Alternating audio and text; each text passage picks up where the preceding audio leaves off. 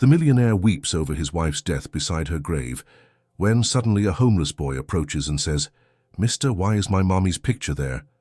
The millionaire is completely shocked by the boy's revelation. The sky overknew. York was cloaked in a pale grey, as if mourning in solidarity with the man who knelt in silence among the stones of the cemetery. It was early in the morning, and a faint mist clung to the grass, blurring the names on the graves and muting the city's distant hum. Richard Collins, a man whose name commanded attention in boardrooms and headlines, now seemed impossibly small beside the fresh earth that covered the woman he loved. A white rose trembled in his hand, untouched by time but soaked by tears. His suit, tailored and flawless, looked out of place among the cold marble and damp soil. His eyes, once sharp and calculating, were now empty windows to a soul dismantled by grief. Emily was gone. The woman who had walked beside him for nearly 20 years, who had endured the storms of his ambition, who had loved him when he was nothing and stood by him when he became everything. She was gone. And nothing made sense anymore. They had met in a library on the Upper West Side. She was reading a battered copy of Wuthering Heights, sitting cross-legged on the floor between the fiction aisles. He remembered how her laughter had sounded when he tried awkwardly to quote the book back to her. That laugh had become his compass in life. Through business failures, late-night hospital visits, press scandals, and every brutal winter, it was Emily's presence that kept him human. Now, she was a photograph on a headstone. He didn't speak. Words were too small, too fragile for the weight of what he carried. Instead, Richard traced her name on the marble with his fingers, as if by touching it he could rewrite the last few weeks. Her illness had moved like a thief in the night, swift and silent. By the time they had answers, time had already run out. She had smiled even in pain, told him not to cry, told him he had given her a good life. But what life could ever be good enough to end so soon? The rose slipped from his hand and fell onto the grave. He stayed there for what felt like hours, listening to the whispers of wind and the gentle calls of birds. Occasionally, a car passed outside the cemetery's iron gates, reminding him that the world had not stopped, but his had. His had shattered. No one else remained. The ceremony had ended an hour ago, family, friends, even the priest gone. They had offered him words, embraces, hands on his shoulder. None of it mattered. He didn't want comfort, he didn't want closure. He wanted Emily. A part of him had hoped, absurdly, that staying would bring something back. A sign, a voice, anything. But all that remained was the stone, her name etched in elegant script, and that photo, her smiling in a garden somewhere, wearing a blue scarf he had given her in Italy. She looked alive in that picture, happy, beautiful, unreachable. "Why didn't you tell me you were getting worse?" he whispered, his voice hoarse. "Why didn't you let me fight with you?" The question dissolved into the wind. He bowed, his head again, eyes burning, knuckles white against the stone. He thought of all the things left unsaid. The vacation they postponed, the child they never had, the dinner reservation she made, and he cancelled. The little moments he would now give anything to relive. And beneath it all, a quiet guilt crept in, for all the hours he spent at work, for all the nights she waited alone while he chased success. He had given her the world, yes, but had he given her enough of himself? The clouds shifted slightly, letting a sliver of sunlight brush the edge of the cemetery. It touched her headstone, lighting up her photo like a spotlight. Richard looked up, eyes wet, and almost smiled. Almost. He finally stood, knees stiff, body heavy. As he turned to leave, something in him resisted. He took one last look, one final breath of the air that surrounded her, and then a sound. Soft footsteps on gravel. He turned. A small figure stood a few feet away, barely more than a silhouette in the morning light. A child, thin, maybe 6 or 7 years old, with uncombed hair and a tattered coat too large for his frame. His sneakers were worn, his jeans muddy. He didn't belong there, not among the suits and flowers. Richard frowned, caught off guard. The boy didn't speak at first. He seemed nervous, as if unsure whether he was allowed to be there. Then, in a voice that was barely more than a whisper, the child asked a question that stopped the world cold. "Mister, why is my mom's picture on that grave?" For a second, Richard couldn't process the words. He blinked. looked at the boy, looked back at the headstone. "I'm sorry," he said, voice cracking. The boy took a cautious step closer. His hands were stuffed in his pockets, and his eyes, blue deep like oceans, stared not at Richard but at the photo on the stone. "That's my mommy," he said, pointing. "Why is her picture there?" The rose Richard had dropped now lay forgotten between them. The wind picked up slightly, rustling the leaves. Richard stared, every part of him suddenly cold. The world tilted. The silence stretched. This couldn't be real. He looked at the photo again. Emily, smiling. Then, at the boy. And for the first time since she died, Richard Collins was no longer grieving alone. Richard Collins had known many shocks in life. Hostile takeovers, betrayals from trusted partners, even the dizzying collapse of a once infallible investment. But nothing, absolutely nothing, could have prepared him for the 7 words just spoken by the boy standing before him. The question, innocent in tone yet devastating in implication, echoed inside his skull like a bell tolling in an empty church. "Mister, why's my mom's picture on that grave?" Time no longer moved. The light drizzle from earlier had stopped, but Richard didn't notice.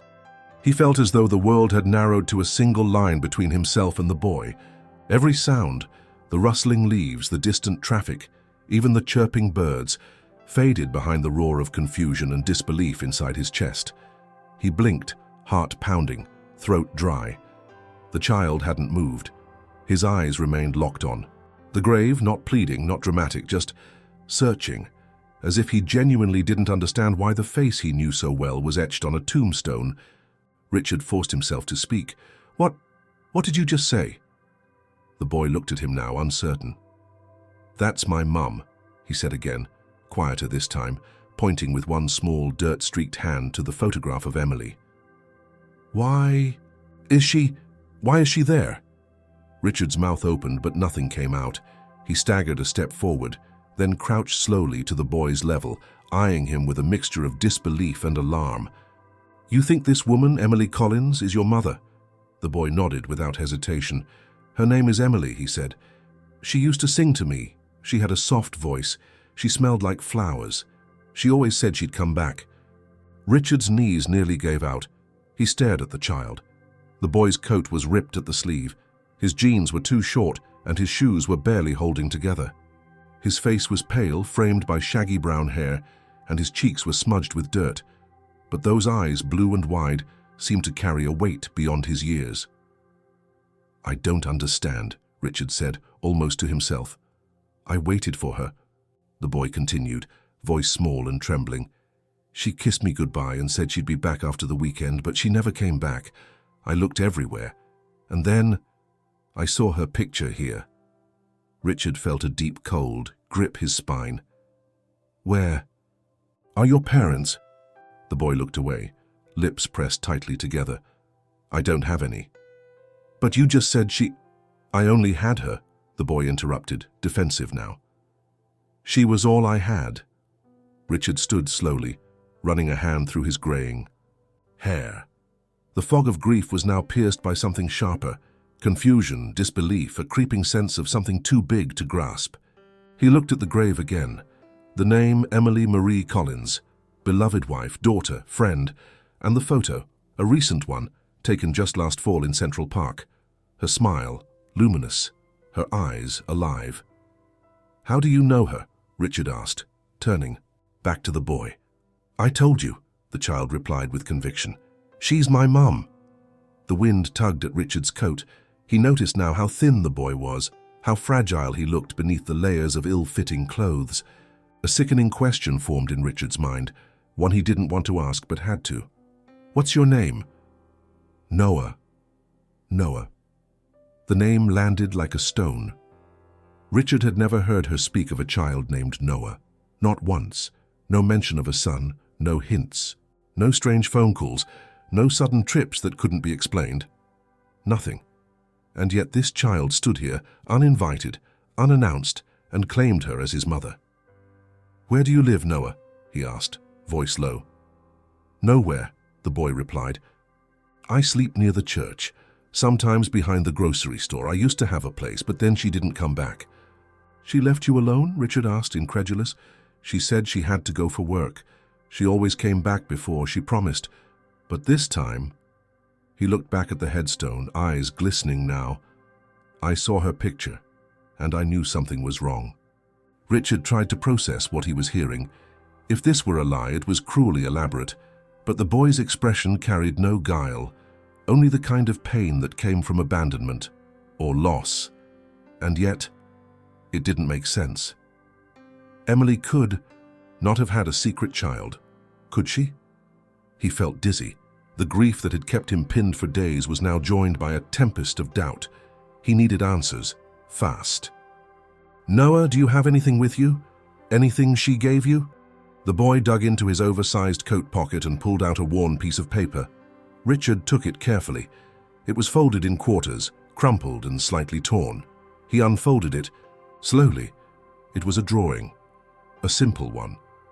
Crayon on paper, a woman in a blue dress holding hands with a small boy under a sun that smiled from the corner of the page. Scrawled at the bottom were the words "Me and Mommy" in uneven handwriting.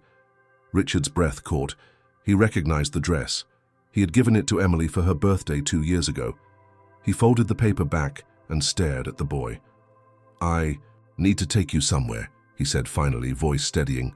"To make sure you're safe." The boy stepped back slightly. "I'm not going to the police." "It's not the police. I just need to understand what's going on. Please." Noah hesitated. Then slowly he nodded. Richard didn't wait. He led the boy carefully toward the car parked at the edge of the cemetery. He opened the door, helped Noah inside, and sat behind the wheel, his mind racing. Was it possible? Could Emily have had a child she never told him about? He glanced in the rearview mirror. The boy sat quietly, staring out the window, arms crossed. Over his chest, he looked tired, lost, alone, just like Richard. The drive to the child services office was silent. Richard barely noticed the city rushing by. The usual landmarks, familiar buildings, restaurants he and Emily used to visit, blurred into insignificance. He pulled up outside the center and got out. Noah followed hesitantly.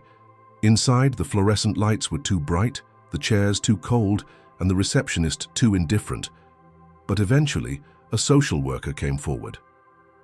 "This is Noah," Richard said. He claims that the woman buried today, Emily Collins, was his mother." The social worker blinked, confused. "Is that true, sweetheart?" she asked gently. Noah nodded. She checked the system. Nothing. No records, no matches, no missing persons report under his name. Richard's jaw tightened. "I want to help. Him," he said. "I need to know who he is, where he came from." The woman looked at him skeptically. "You understand this is complicated. He might be fabricating a story." "He's not lying," Richard said, more to himself than to her. He didn't know how he knew it. He just did. There was a storm brewing beneath the surface, and somehow, Emily had been at the center of it. Richard looked at Noah again. Who was this boy? And why had Emily hidden him? He was going to find out. Richard Collins walked out of the Child Services Center with 1,000 questions and not a single answer. The system had failed to recognize the boy, and every database search returned the same result. Noah didn't exist. No birth certificate, no medical records, no school registration, nothing. It was as if he had appeared out of thin air, clinging to the name of a woman who, until a few days ago, Richard believed had told him everything. But now every memory he held of Emily seemed cast in shadow, its edges fraying with doubt.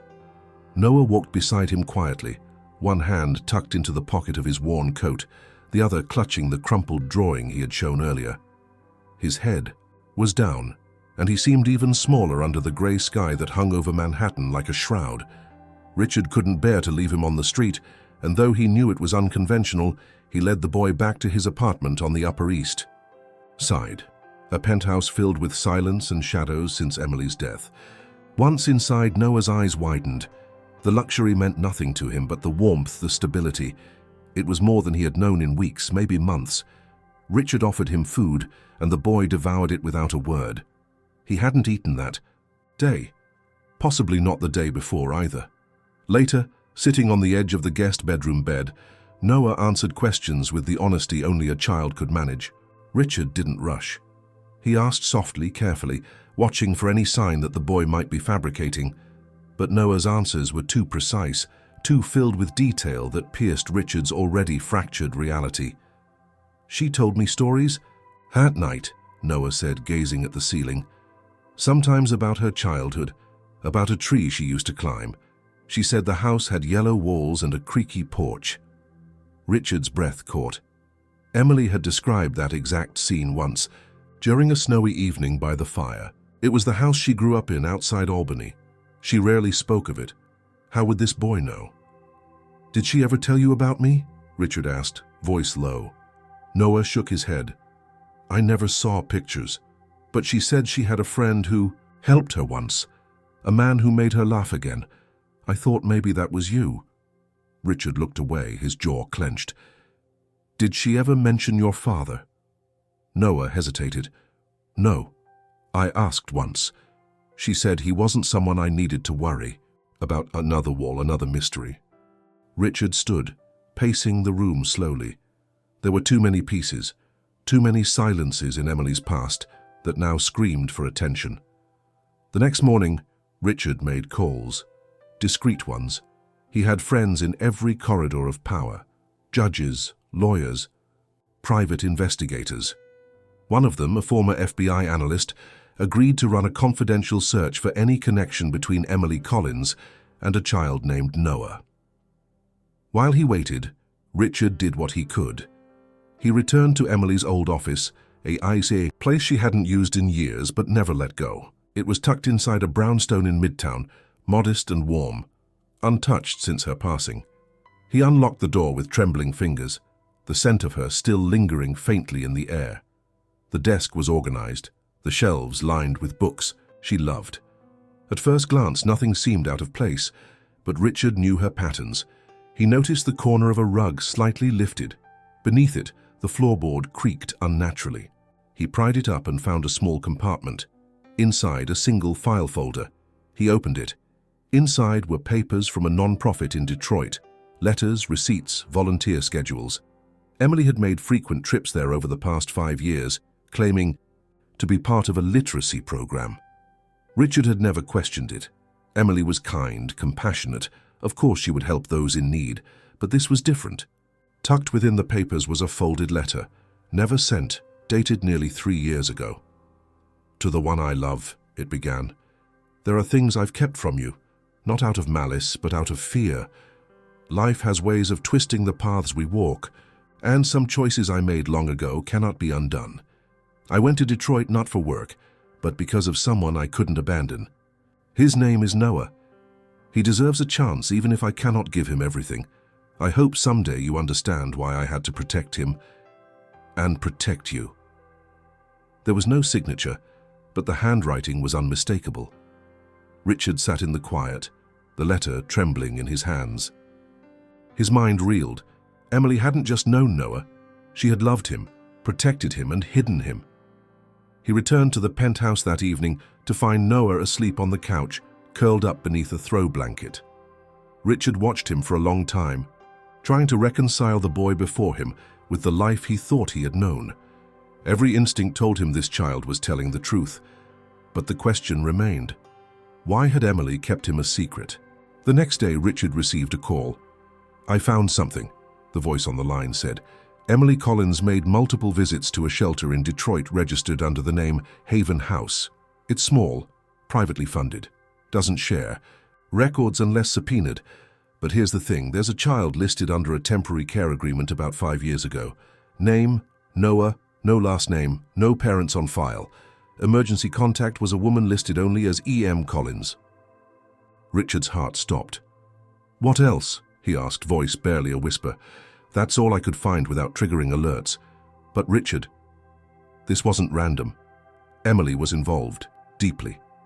And the fact that there's no official adoption, no legal guardianship, it means she was keeping this hidden for a reason." Richard ended the call and stared out the window. The city moved on, oblivious, but his world had shifted again. He turned to Noah, who sat on the floor with a book from Emily's old shelf. She used to read this one, the boy said, every night. Richard nodded. She loved stories.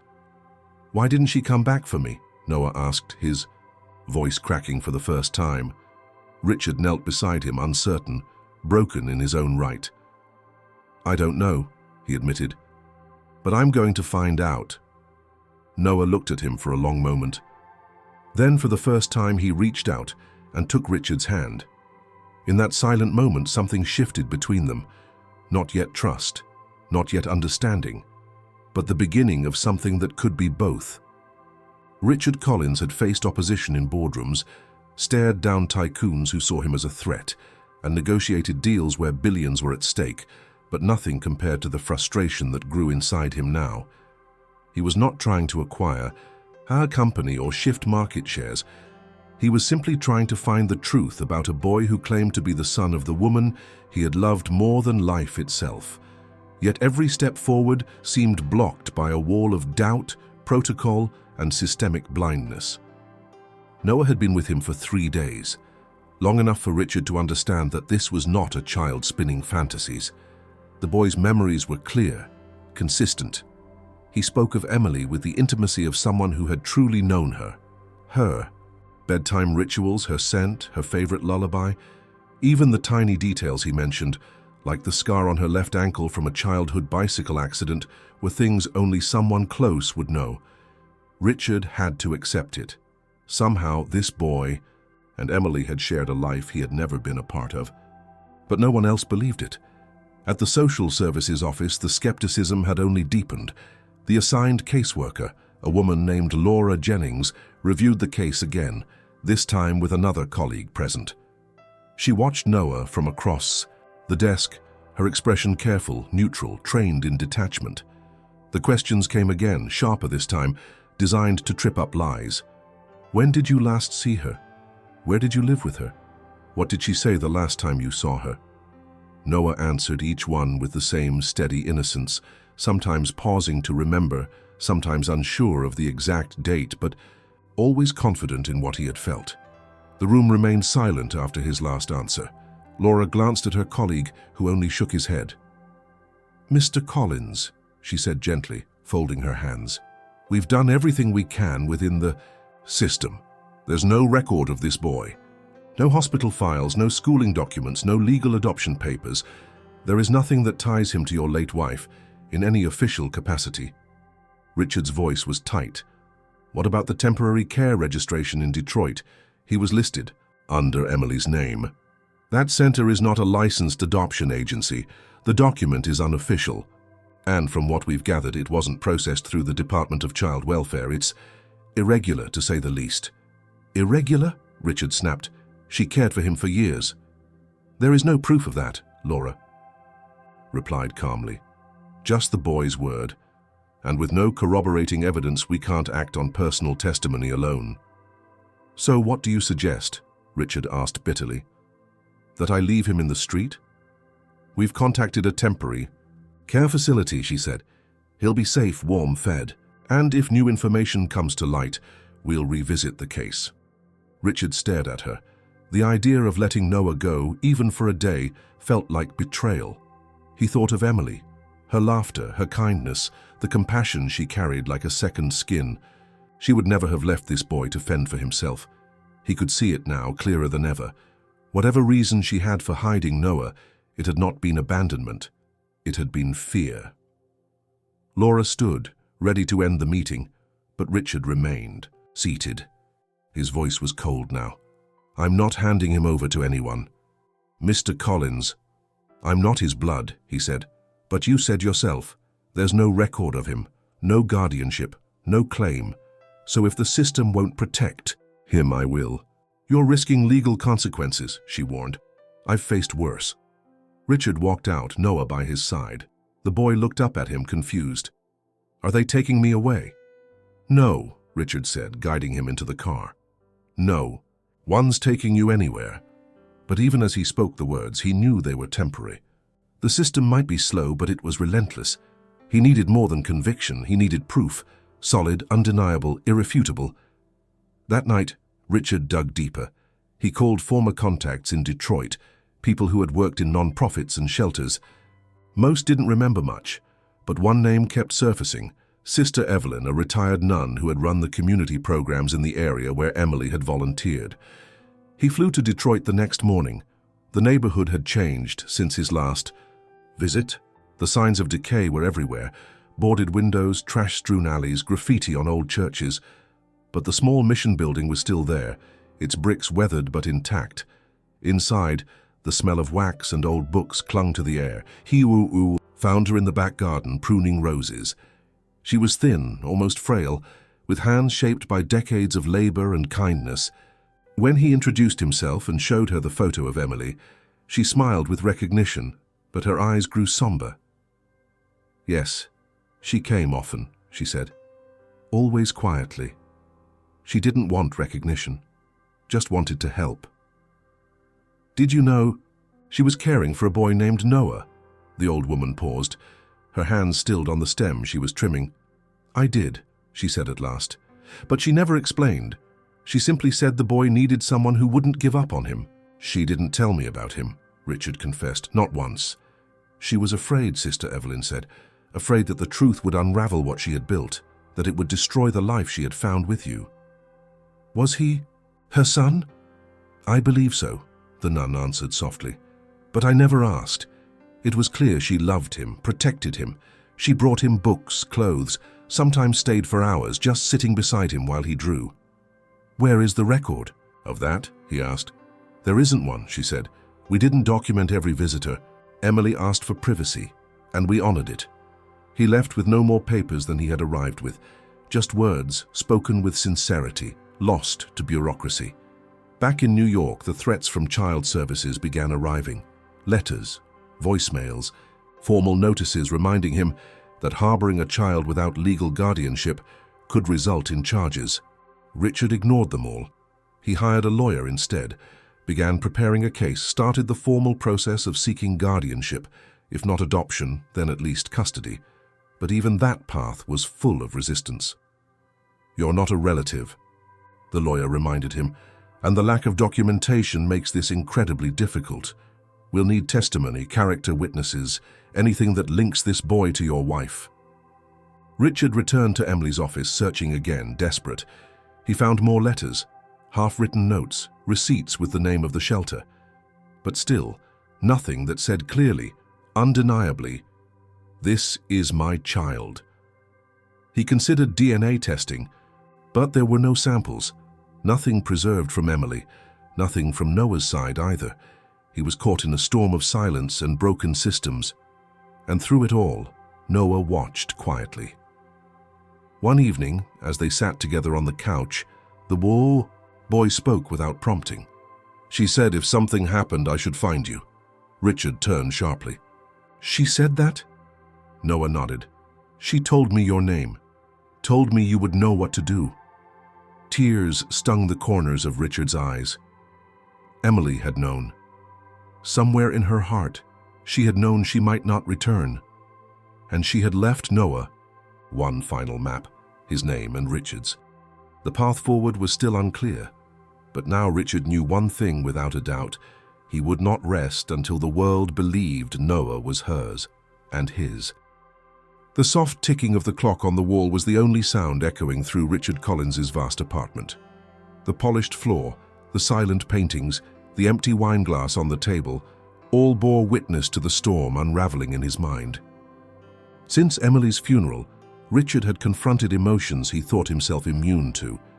Grief, yes, but now suspicion, confusion, and an unbearable hunger for truth. Each day since Noah appeared brought with it another layer of questions, each more painful than the last. But tonight, as the city lights blinked in the distance, something unexpected happened. A door creaked open in Emily's past, and with it came a sliver of the truth he'd been chasing. The breakthrough came from the most ordinary of places, a bookshelf.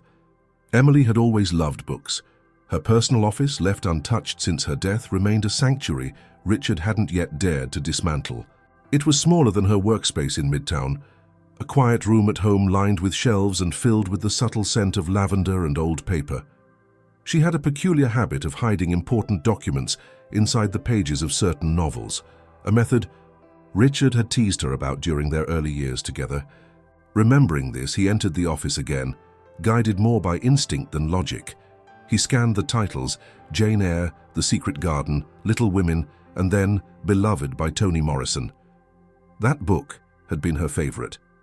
He pulled it out, and as he did, a manila envelope fell from between the pages, landing at his feet like a secret unwilling to stay buried.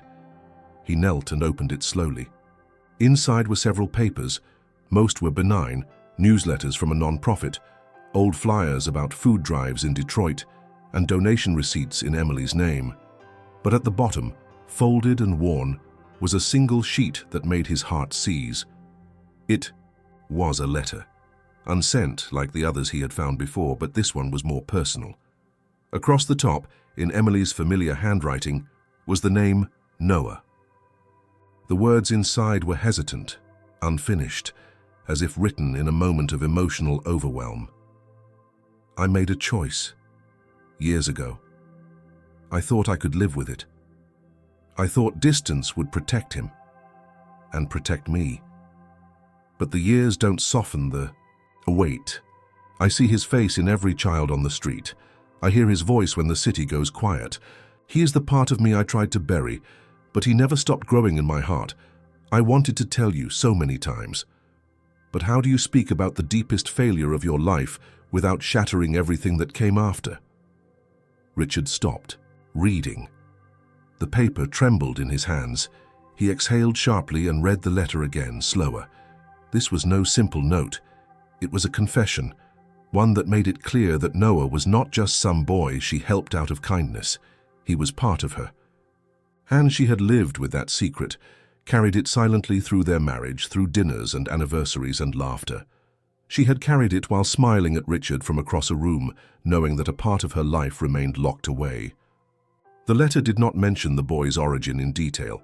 It didn't explain where he had come from or who his father was, but it confirmed the most important truth of all. Emily had not simply encountered Noah. She had loved him, possibly birthed him. At the very least, she had claimed him in her heart as her own. That was enough. With renewed resolve, Richard returned to the Midtown office. He needed more than words. He needed dates, photos, any traceable connections that could tie Emily to Noah beyond sentiment. He moved methodically, checking every drawer, every binder, every overlooked cabinet. Hours passed, and then, behind a false panel in her filing cabinet, he discovered another folder. This one older, its label faded. Inside were intake forms from a small non-profit organization called Roots and Wings. It was based in Detroit, and one form in particular stood out. A visitation log, signed repeatedly by E.M. Collins, listed multiple dates spanning several years. Alongside each entry was a child's first name, Noah. There were no last names, no parent references, no details of legal guardianship, but it was something. At the bottom of the last page was a single note, scribbled in pencil. He cried when I left today, asked why I couldn't stay. I told him the truth would come for him one day. I hope that day is kind. The words destroyed Richard's composure. He slumped into the office chair, the papers spread across the desk like shattered pieces of a memory he never shared. Emily had led a double life, not maliciously, not cruelly, but with the pain of someone who felt trapped by her own past. He tried to imagine the weight of it, watching Noah grow up from a distance, never calling him her son, never letting the two halves of her world meet. He remembered now the vague business trips, the sudden flights to Detroit she always justified with charity work. She had always returned with tired eyes and a distracted smile. He had chalked it up to travel fatigue, but now he saw it clearly. She had been carrying the ache of separation. That night, Richard returned home and found Noah asleep again on the couch. His small hand clutched the corner of the same drawing, himself and his mother under the sun. Richard sat beside him and waited for the boy to stir. When Noah opened his eyes, Richard smiled gently. "I found something," he said. The boy sat up slowly. "About her?" Richard nodded. "She loved you. She never stopped. She was just afraid. Noah's lip quivered. Afraid of me? No, Richard said, afraid of what the truth would cost, but she never wanted to leave you. She just didn't know how to bring you into the life she had built. Tears welled in the boy's eyes, but he didn't cry. Instead, he leaned into Richard's side, resting his head there. For a moment, they said nothing. The truth had not brought peace, not yet, but it had removed the fog between them. Later, as the boy drifted back to sleep, Richard opened his laptop and began drafting a petition for guardianship. This time, he included the forms from Detroit. The visitation. Logs, Emily's letter. Every piece of evidence he had collected, even if it would only serve to raise questions. It was a fragile case, but it was a beginning. As he worked, he felt a shift within himself. He had started this journey in grief, then came confusion, then rage. Now something deeper emerged, a sense of purpose. Emily's death had left him shattered, but perhaps her secret had left behind a reason to rebuild, and that reason was sleeping just a few feet away, beneath a warm blanket, in a home that might soon become his. Detroit was colder than Richard remembered. The city bore a chill that seemed to seep into the bones, made heavier by the weight of neglected buildings and long-forgotten dreams. Concrete sidewalks cracked by time and weather lined the narrow streets, while the sky remained a dull, colorless gray. Yet beneath the worn-out surface something pulsed, an energy forged by resilience, survival, and hidden stories. Richard wasn't there for business nor nostalgia. He was there to find a name, a man, a ghost from Emily's past. It was at the Roots and Wings Center where the clue had first appeared. One of the volunteers, a woman in her late 60s named Carmen, had paused when Richard showed her the visitation logs and a photo of Emily. Her expression shifted.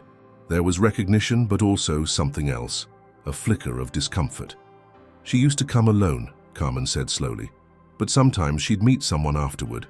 I only saw him once or twice, kept his distance, always waited outside. Richard's pulse quickened. Did she speak to him? Briefly, always quietly. She seemed cautious. Not afraid exactly, but definitely tense. Protective. Do you remember his name? Carmen nodded. Andrew Bennett. The name meant nothing to Richard, at first, but Carmen added, they knew each other from before. College, maybe?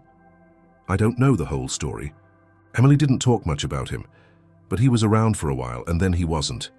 It was enough. Richard pulled every connection he had, calling in favors from contacts who still owed him debts from past deals.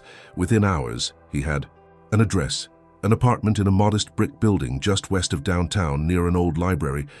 No phone number, no online presence, no digital footprint. Whoever Andrew Bennett was, he had chosen a life of invisibility. Richard arrived just after noon the next day. The building was quiet, with mailboxes covered in chipped paint and faded names. He found apartment number 4 and knocked twice. Silence? He knocked again.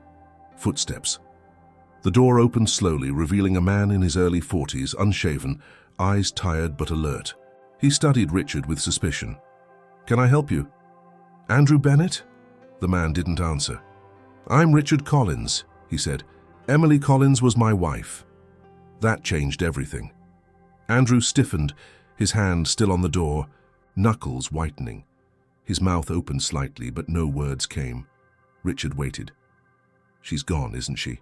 Andrew said at last, voice barely a whisper. Yes.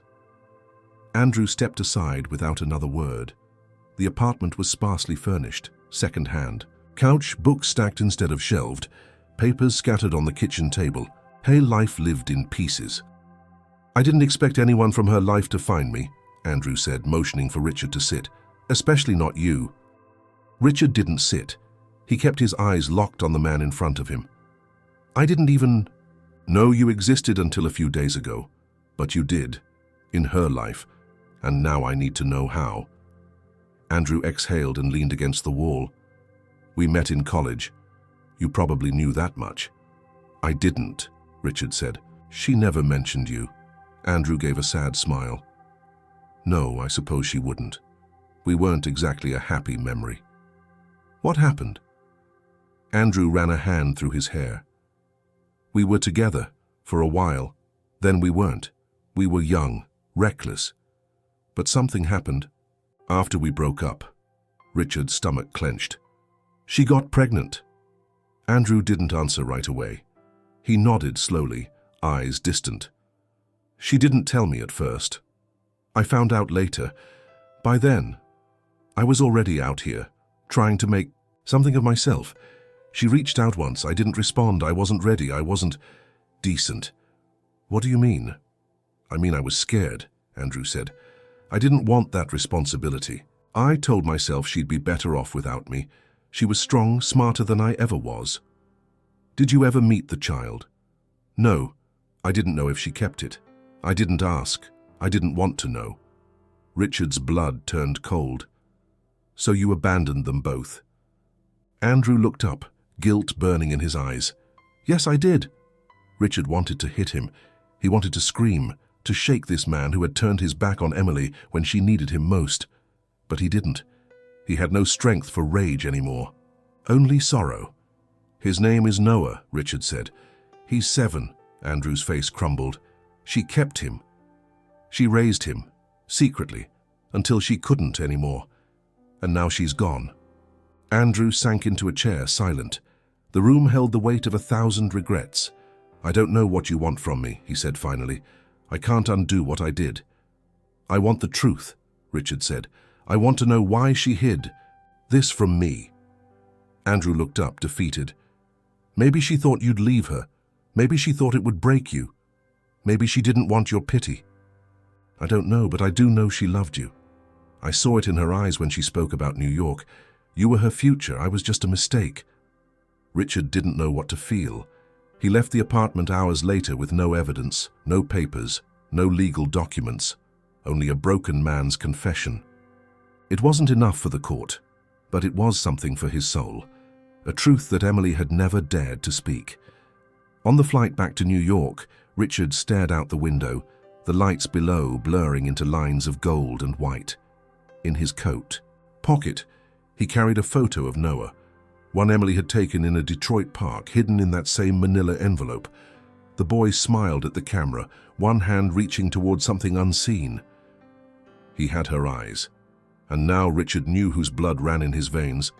But more than that, he knew that Emily had tried to protect Noah, to love him from the shadows, to build a future with Richard without dragging her past behind her. She had failed, but she had done it out of love. That night back in the penthouse, Richard found Noah sitting at the dining table with a book open in front of him. "Did you find the man?"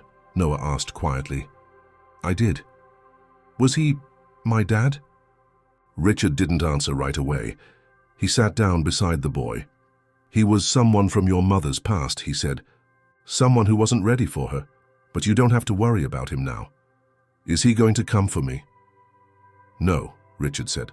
"And even if he did, he wouldn't take you from me." Noah nodded and went back to his book. But before turning the page, he leaned slightly against Richard's arm, the smallest gesture of trust. And for Richard, that was more than enough, for now. The days that followed Richard's return to New York unfolded like pages in a book, written in a language he was only beginning to understand. Nothing about his life felt stable anymore.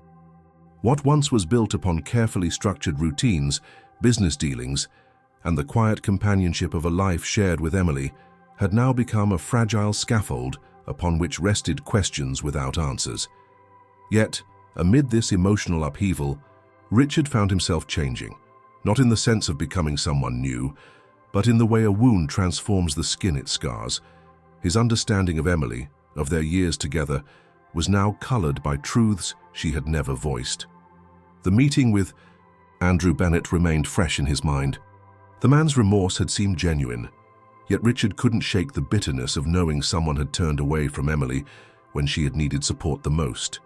What stung even deeper was realizing that Emily had walked through the storm, alone, choosing silence over confession, perhaps out of shame or a desperate desire to shield the life she had with Richard from the complications of her past.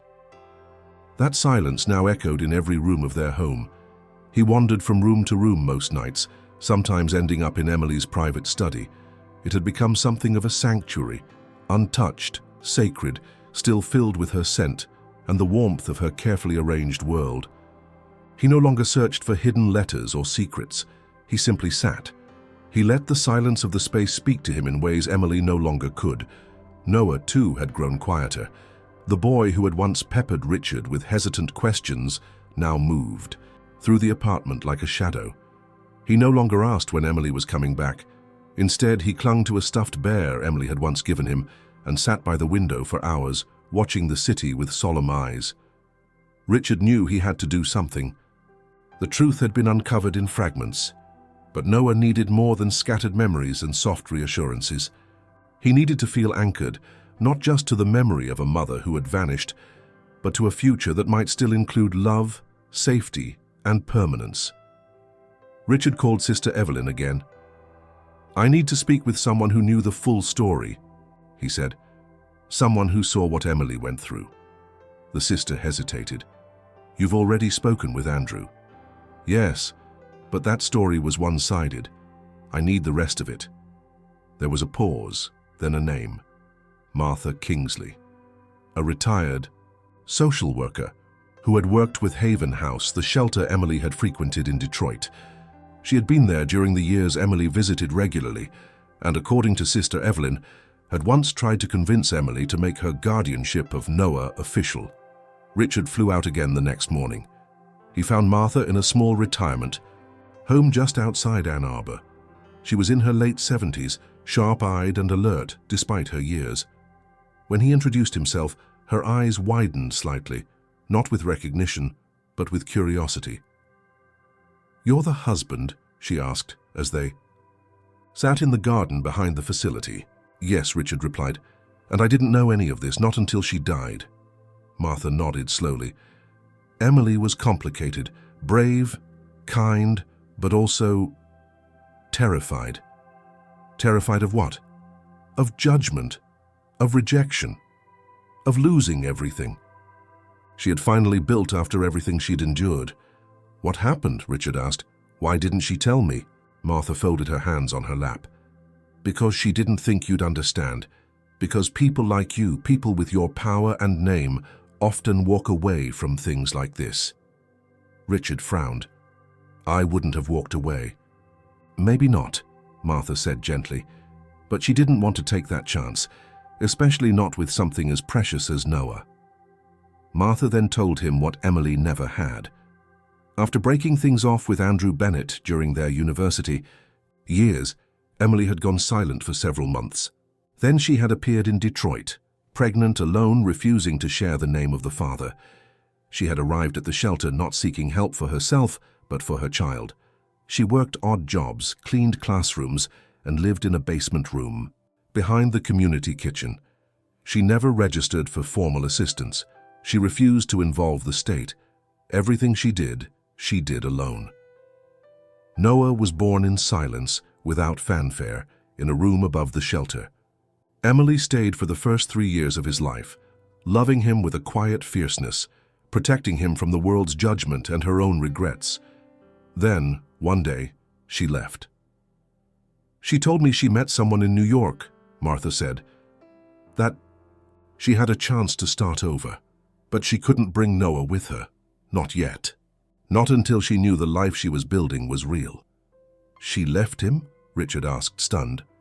"She never really left," Martha replied.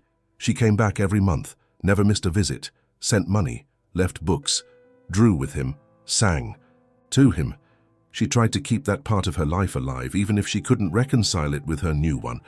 Richard leaned forward, heart pounding. "Why didn't she tell me?" "Because she thought she didn't deserve forgiveness," Martha said, "and she didn't want your pity." The words struck him hard.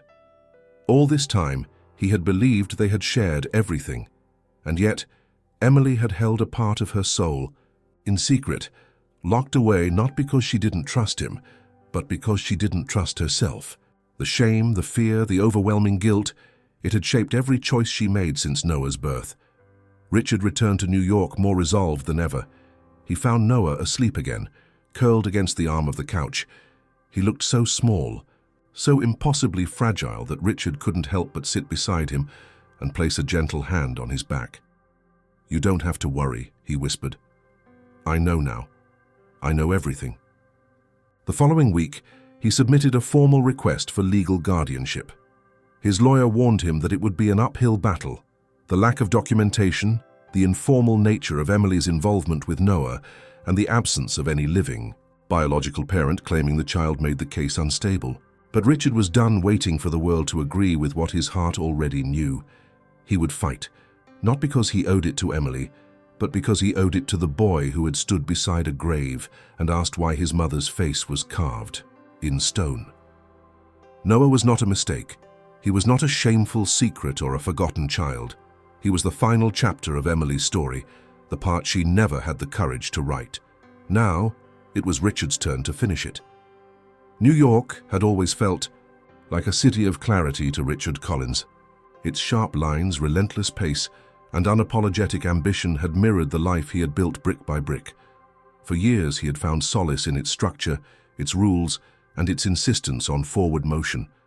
But now, everything seemed distorted. The steel towers that once inspired awe now loomed like questions he could not answer. He walked through his penthouse as if moving through a museum of someone else's life. The photographs, the polished floors, the empty wine glasses on the kitchen counter, they all whispered stories of a version of him who didn't know the truth, a version that had vanished the day a small, dirty boy asked why his mother's face was on a gravestone. Noah had begun asking fewer questions.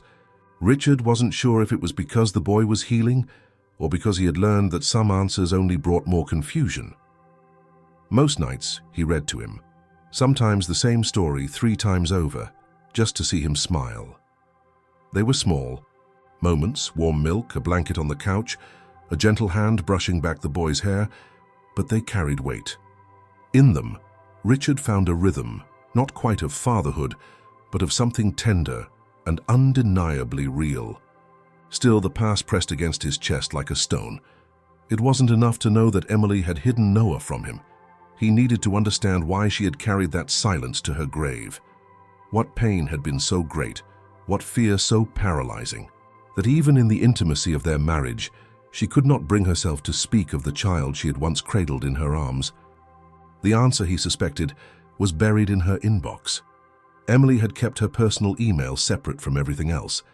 After her death, Richard had only briefly glanced through it, unable to face the flood of memories each message carried. But now, with guardianship proceedings moving forward and the legal system demanding every scrap of documentation that could link Emily to Noah, Richard knew he had no choice. He logged in, and for hours he read. Most of it was banal: subscriptions, birthday coupons, automated travel reminders. But then, amidst a thread of messages from a medical lab, he found something. An email from 2 years ago. The subject line, "Read urgent, test results and next steps." It had gone unopened. He clicked it. The email was from a clinic specializing in autoimmune disorders. The language was clinical, direct, but the meaning was unmistakable. Emily had been diagnosed with a rare and aggressive autoimmune condition. The prognosis was uncertain, but the symptoms matched what Richard had seen in her final months. The fatigue, the unexplained fevers, the dizzy spells she had waved off with a smile. Attached to the email was a file labeled "Treatment Plan." He opened it, barely breathing. It outlined therapies, medications, dietary restrictions, all signed off by a physician. The date, 11 months before she died. She had known. Richard's heart pounded in his chest. Emily hadn't just been hiding Noah. She had been hiding her own deterioration.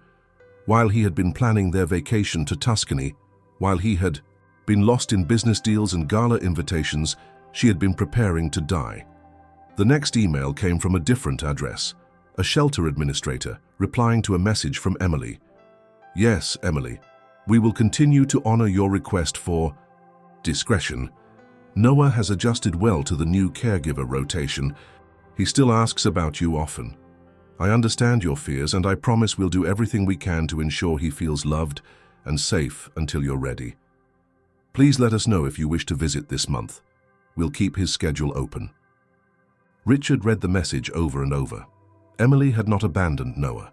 She had protected him the only way she could, by distancing herself in her final year, not because she no longer loved him, but because she feared he would soon lose her forever. And perhaps in her own quiet logic, she had believed that fading from his life before death took her would lessen the pain. There was one more email, a draft, never sent, still sitting in her inbox. "Richard, there is something I should have told you a long time ago. I didn't because I was afraid of losing you, afraid of seeing disappointment in your eyes, afraid of the life I've tried so hard to leave behind. Noah is my son. I gave birth to him when I was very young, long before we met. His father is not someone I want in my life, not someone I would ever let near Noah. I raised him alone for as long as I could, and when I couldn't anymore, I found help. But I never stopped being his mother. I've watched you become the man I admire more than anyone. I've loved you with every piece of my soul, but now I'm sick, and I don't know how much longer I have. I wanted to tell you this face to face, but I never found the moment. Every time I looked at you, I saw the life we built, and the fear of breaking it held my tongue. If you're reading this, I didn't get to say it out loud, but please, find him, take care of him. He is good and kind and brave, and he's a part of me I could never share with the world. Forgive me, Emily." Richard sat frozen. The weight of her words crushed him. Not because of the lie, not because of the years she kept this hidden, but because of the love that bled through every line. She had wanted to protect them both, him and Noah. And in doing so, she had sentenced herself to carry the burden alone. He printed the letter, hands trembling, and placed it in the growing file for the court. But more than that, he read it to Noah that night. The boy sat quietly, legs folded under him, eyes wide and wet. "She wrote that?" he asked. "She did. She loved me more than anything." Noah didn't speak for a long time. Then finally he whispered, "I knew she didn't leave me because she wanted to." Richard pulled him close. "She never stopped loving you, and I never will." The truth, though painful, had finally come into full light. It had not erased the hurt. It had not undone the years of silence, but it had given them both something more powerful than answers. It had given them understanding. The morning after, reading Emily's final unsent letter, Richard Collins awoke with a clarity he hadn't felt in weeks. The letter still lay on the nightstand beside his bed, its creased pages illuminated by the soft light of dawn. It had not dulled in impact during the night. Every word still carried the weight of Emily's love and the unbearable pressure of her secrets. But more than anything, it now served as a bridge, a fragile yet undeniable connection between two parts of her life that had remained divided by silence. And it was up to Richard to complete that bridge, to ensure that Noah never again lived in the shadows of someone else's shame or fear. Richard began his day with a call to the shelter mentioned in Emily's old emails. He spoke with a woman named Annette, a former volunteer who had coordinated visitation schedules during Emily's involvement with the children. When he mentioned Emily's name, there was a brief pause. Then Annette spoke softly, her voice touched by familiarity and a hint of reverence. "I remember her. She came often, always alone, always asked for Noah." "She said she was his mother," Richard offered, watching the city shift below his window. "She never said that aloud," Annette replied, "but she didn't have to. We all knew." Annette agreed to meet him in person. She was now working with a youth development center not far from Queens. Richard took Noah with him. He wanted the boy to hear whatever came next directly. It was time to stop sheltering him from the past. The truth had already reached him. It was better now to give it shape, detail, and closure. They arrived at a modest community space, its walls covered with art made by children. Inside, Annette greeted them with a tired smile. She was in her 50s, with short, curly hair and eyes that had clearly seen more than their fair share of sorrow. When she saw Noah, she gasped slightly and knelt down. "You've grown," she said gently. Noah looked at her, uncertain. "Do I know you?" "I used to sit with you when your mommy was sick," she said. "She always asked us to sing your favorite songs if she couldn't make it. I remember you loved the one about the moon and the boat. The silver sail, Noah said, a flicker of memory lighting his face. Yes, Annette smiled. Richard sat across from her and pulled out the printed letter Emily had written. She wanted to protect him, he said, even when it meant keeping him away. Annette nodded. She never forgave herself for that. But her health was deteriorating fast and she knew she didn't have time. She tried so hard to keep a piece of herself in his life without confusing him. It was a constant battle between what she wanted and what she thought was right. Why didn't she go through legal channels? Adoption, guardianship, something more permanent? She didn't want to draw attention, Annette explained. There was something deeper there, a part of her past she never let anyone get close to. She always worried that if the truth came out, it would follow him. She didn't say much, but she once hinted that Noah's conception wasn't something she chose, that there was violence behind his beginning. Richard closed his eyes. He had suspected. The gaps in her story, the pain in her words, they pointed to something darker than a failed relationship.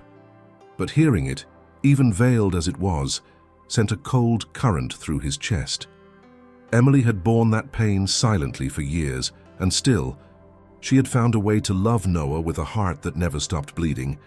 Annette continued, Emily believed in giving Noah joy, even if she couldn't give him a traditional family. She took him to the same park every month. It was their ritual. She brought kites, sandwiches. They would sit for hours and just be. I think it was her way of showing him love without making promises she feared she couldn't keep.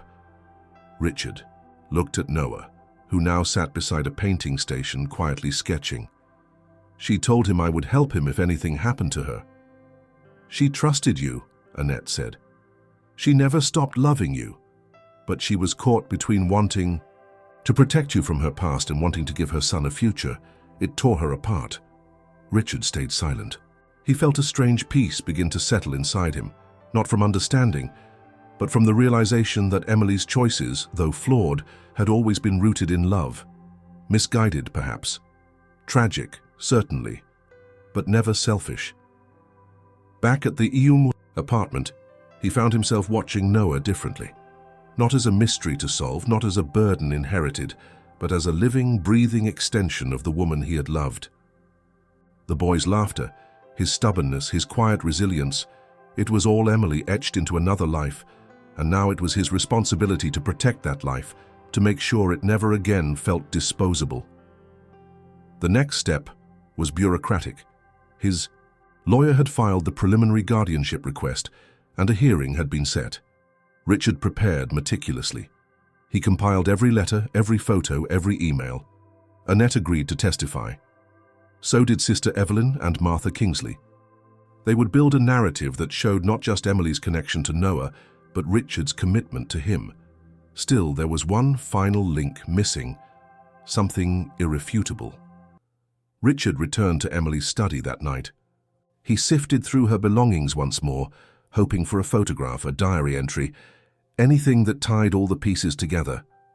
After nearly 3 hours, he opened an old locked drawer she had used to store keepsakes. Inside was a box labeled, "Private, for Richard, if ever." His breath caught. The box contained a single flash drive. He plugged it into his laptop and opened the folder. Dozens of video files. He clicked the first. Emily's face filled the screen, tired, pale, but smiling. "If you're seeing this," she began, "I'm probably not here anymore. And I'm sorry. I should have said all this in person, but I couldn't find the words." Over the next several minutes, she spoke of Noah, of his birth, of her fears, of Andrew, and finally of Richard. "You gave me peace," she said, "and I was terrified of losing it. But you deserve to know the truth, and he deserves to know you. If you choose to take him in, please do it not out of obligation, but out of love. Because that's what he needs most." Richard watched every second, tears silently falling. It was the last piece, the final proof, and in it, Emily's voice, warm, trembling, honest, became the bridge between her past and the future he would now fight to build. The world she had kept separate could no longer remain divided. Her son, his purpose, one story, finally made, the whole. The day of the court hearing arrived with a kind of stillness that felt unnatural to Richard Collins. He had expected the morning to bring anxiety, chaos, maybe even the ghosts of doubt he had fought so hard to bury. But instead, everything moved with eerie precision. The suits were pressed, the files were in order, the car came on time. Noah, sitting quietly in the back seat, wore a clean button-up shirt and clutched his small sketchbook like a talisman. The boy hadn't asked many questions about the hearing. He simply knew that something important was about to happen and that Richard would be standing at his side for it. The courtroom was small, almost intimate, with walls that echoed every shuffled paper and hushed breath. The judge, a woman in her late 50s with tired but perceptive eyes, glanced over the case file with practiced patience. Richard sat with his attorney on one side, Noah beside him.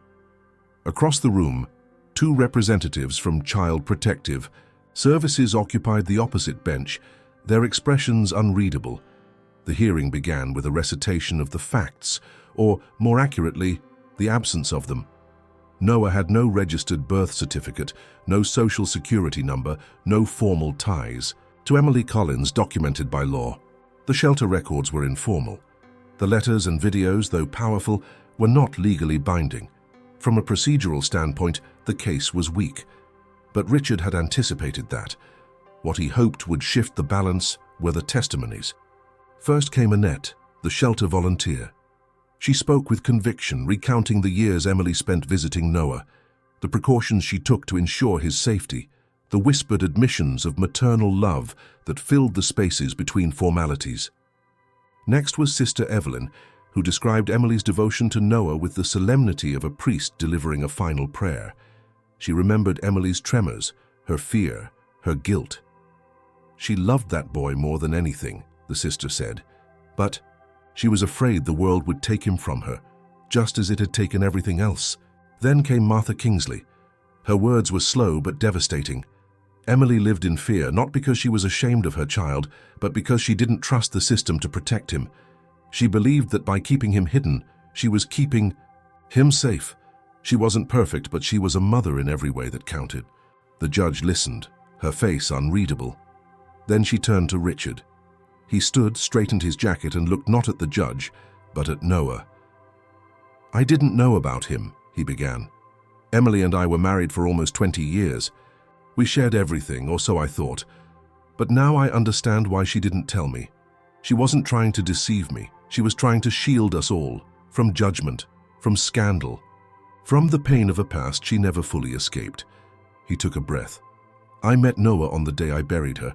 He walked up to her grave and asked why his mother's picture was there. And from that moment on, I haven't been able to think of him as anything other than her son. Our son. He is brave, kind, and more resilient than any child should ever have to be. And I love him. I don't say that lightly. I say it because it's the truth." Noah looked up at him then, and the courtroom fell silent. The judge tapped her pen against the file. "Mr. Collins, are you prepared to assume full legal guardianship of this child, knowing that the road ahead will be complex, given the lack of documentation and the potential for legal disputes?" "Yes," Richard said without hesitation. "Do you understand that this child may never be formally recognized as your wife's biological son in the eyes of the law?" "I do." "Then why are you doing this?" "Because he's not a case," Richard replied. "He's a person, and I made a promise to Emily and to myself that I would not let him be forgotten." The judge nodded slowly, then turned to the representatives from Child Protective Services. They conferred in whispers for a moment. Then one of them stood and addressed the court. "While this case does not meet the standard criteria for legal guardianship, we believe the circumstances merit an exception. Given the compelling evidence, the consistent testimonies, and the child's welfare, we are prepared to support temporary custody under continued review." The judge raised her hand. "So ordered." The gavel struck once. Noah's hand reached for Richard's, and the courtroom exhaled. But the road was far from over. In the weeks that followed, Richard was required to attend meetings with social workers, submit regular reports, and remain under observation. His home was inspected, his finances reviewed, and his parenting evaluated by people who spoke in measured tones and rarely smiled. And yet, none of it mattered when he saw the way Noah began to settle into life.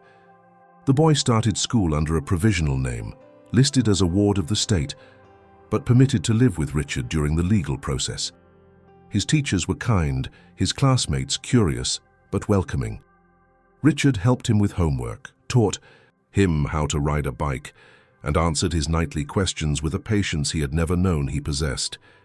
Still, there were difficult days when Noah asked why his mother had never introduced him to Richard, days when he woke from nightmares and whispered questions about a man named Andrew he barely remembered. Days when Richard, despite everything, wondered whether love was enough to erase years of uncertainty. One evening, Noah sat at the kitchen table with a crayon drawing of a house. In it were 3 figures, one tall, one small, and one drawn in the clouds above them, smiling. "That's you," he said, pointing to the tall one. "That's me, and that's her." Richard looked at the picture, his throat tight. "She watches us, doesn't she?" "I think so," Richard said. "I hope so." Noah nodded solemnly. "She'd be happy I found you. I think she'd be proud of both of us." The decision to become Noah's guardian had not been easy. It had demanded more than legal action or emotional resolve.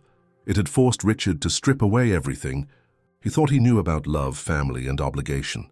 It had asked him to step into a role he had never prepared for, all while navigating a system that valued paperwork over people.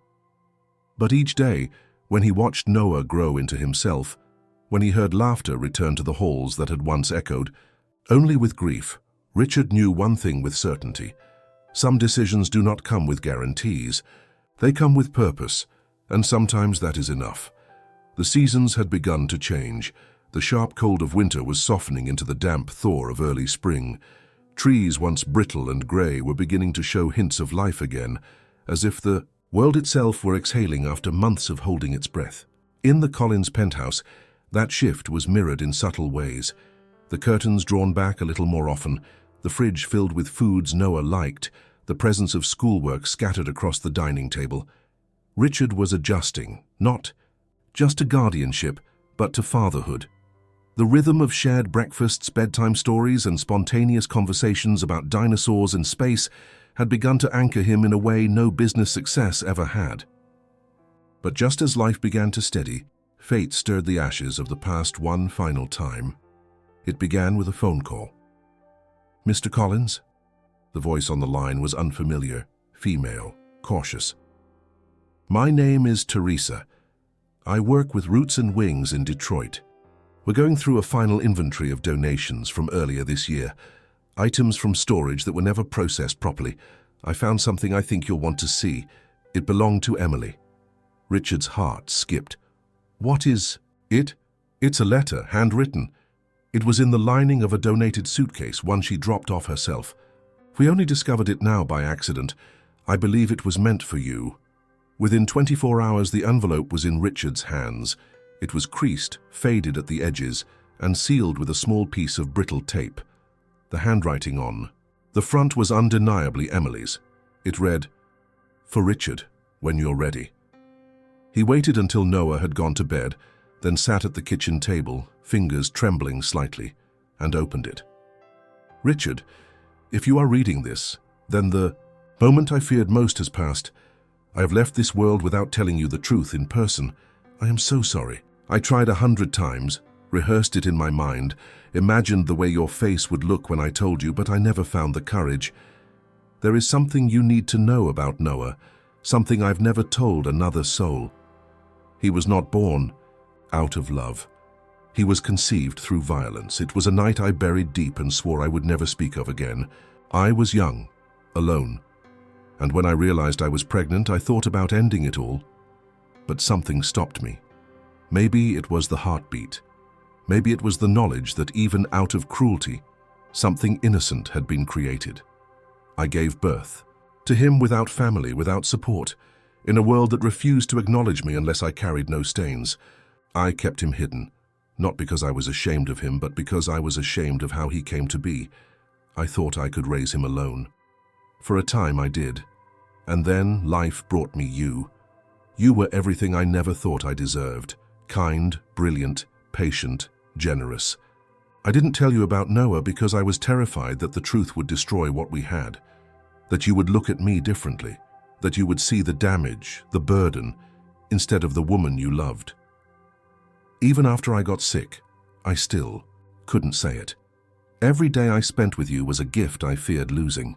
I watched Noah grow from afar, tried to love him quietly, from the edges of his world. But in those final months, I knew it wasn't enough. I knew I couldn't leave without trying to connect the two halves of my heart, so I left the photo on my grave. I told him your name. I whispered that if something ever happened to me, he should find the man who once made me believe the world could be gentle. And now you've found him, or he's found you, and that means the part of me that was never whole in life might find healing in death. Please don't hate me. Please don't. Let him grow up believing he was born of darkness. Let him know he was the light I held on to when everything else went dark.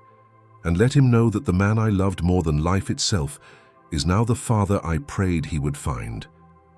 Yours always, Emily. Richard sat in stunned silence. The letter slipped slightly from his fingers, resting on the table like a confession etched in fire. He had suspected. Pieces of the puzzle had pointed to a violent past, but nothing had prepared him for the sheer weight of Emily's suffering or her resilience.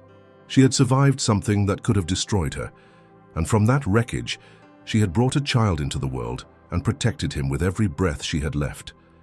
He rose and walked to the window, staring out over the city.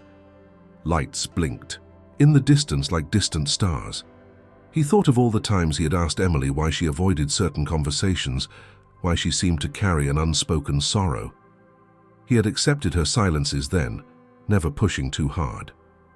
And now, he wished he had. Noah stirred later that night and padded into the kitchen, rubbing his eyes.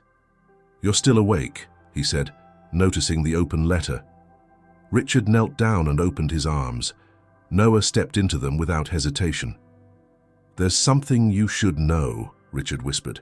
"Something about your mom. Something that doesn't change who you are, but it might explain why she had to do things the way she did."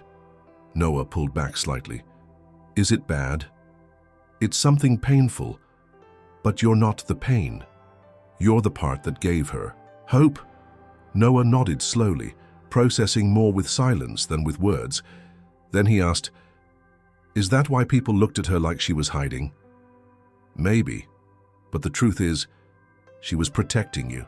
They sat together for a long time, wrapped in silence and the kind of understanding that doesn't need explanation. Later, Noah placed the letter back in its envelope and asked if he could keep it. "She wrote it for you," he said, "but I think she wanted me to read it one day too."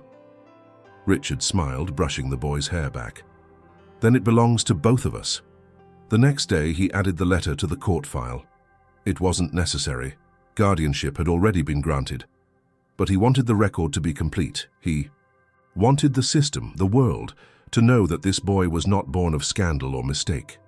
He was born from the strength of a woman who refused to surrender. Emily was gone, but she had left behind more than grief. She had left a legacy of courage. And now Richard and Noah carried it together. It had been 3 months since the court granted Richard Collins temporary custody of Noah, and in that time, the contours of both their lives had changed in ways neither could have predicted. The initial chaos, legal paperwork, social worker, visits, media speculation surrounding the involvement of a prominent New York figure in such an unusual guardianship case, had gradually settled. What remained now was the quiet work of building something new from the fragile remains of the past. A bond that had been broken before it ever had the chance to form. Richard had transformed his life. The penthouse that once echoed with loneliness and restrained opulence now pulsed with the life of a child learning to be at home again. The formal dining room had become a homework station. The study, once used for business strategy meetings, now housed a growing collection of books, art supplies, and model rocket kits. The walls, once bare and pristine, now bore the scribbles and sketches of a boy slowly reclaiming his voice. Noah's adjustment had not been without difficulty. At school, he was withdrawn at first. His classmates didn't know what to make of him. and the teachers struggled to understand how to approach a child with no recorded past. But Richard insisted on presence. He attended every parent-teacher meeting, volunteered for school events when he could, and met regularly with a counselor who specialized in child trauma. He didn't have all the answers, but he showed up every time. And that, more than any gesture or promise, began to reach Noah. Some days were easier than others. There were moments when Noah smiled without prompting, when he laughed so freely it startled Richard with its purity. Then there were nights when he awoke in tears, haunted by dreams he couldn't explain. On those nights, Richard sat beside his bed and read from Emily's favorite childhood books until the boy drifted back to sleep. He never asked Noah to explain the pain. He simply stayed. It was a slow process, this reconstruction of a bond that had never been named. They didn't speak often about Emily, not because she was forgotten, but because her memory hovered over them constantly, gentle and ever-present. She was the photograph in the hallway, the music that played during Sunday breakfasts, the scarf that still hung in the entryway. Her absence was felt, but so was her love. One morning, as they were preparing for school, Noah surprised Richard with a question that struck deeper than any courtroom cross-examination ever had. "Am I your son now?" Richard paused, butter knife in hand, the toast forgotten on the ice plate. "Do you want to be?" he asked carefully. Noah shrugged. "I don't know, I don't have anyone else, and when people ask me, I don't know what to say." Richard knelt in front of him and took the boy's hands in his. "You're not just someone I take care of, Noah. You're someone I love. That doesn't need paperwork or titles, but if you want to call me Dad, if that makes you feel safe, I'd be honored." Noah didn't respond immediately, but that night when Richard tucked him into bed, the boy mumbled almost too quietly to hear, "Good night, Dad." It was the first time. Richard stood in the hallway long after, his eyes closed, letting the moment settle deep into his chest. In the weeks that followed, their routine strengthened. They made weekend traditions, bagels and hot chocolate from the corner bakery, Saturday mornings at the Science Museum, Sunday afternoons flying kites in the same park Emily used to visit. With Noah, they began to speak more openly about her. Richard shared stories from his life with her, the trips, the jokes, the quiet ways she changed every space she walked into. Noah listened, sometimes smiled, sometimes cried. One day, he asked Richard to show him the letter Emily had written, the one found in the donated suitcase. They read it together, sentence by sentence. It was the closest thing to a shared goodbye either of them would ever have. Richard also spent time crafting a photo album, collecting images from Emily's life. Childhood pictures from her parents, college snapshots, wedding photos, candid moments from their travels. He left blank spaces between them, spaces he asked Noah to fill in with his drawings and memories. It became a shared project, a living testament to the woman who had connected their worlds through tragedy, silence, and finally, love. The guardianship process was still ongoing. Though he had temporary custody, full legal adoption would require more time, more hearings, and more evaluations. But the system, once cold and indifferent, had begun to soften. Social workers noted the boy's improvement. Teachers reported academic progress. Therapists spoke of emerging confidence. Slowly, the case was shifting from an exception to a precedent. There were still difficult moments. The questions about Noah's paternity still loomed. The trauma of his origin was something no child should have to carry, and Richard had been advised to approach it delicately. Noah knew, in part, that his beginnings had been complicated, that his mother had suffered.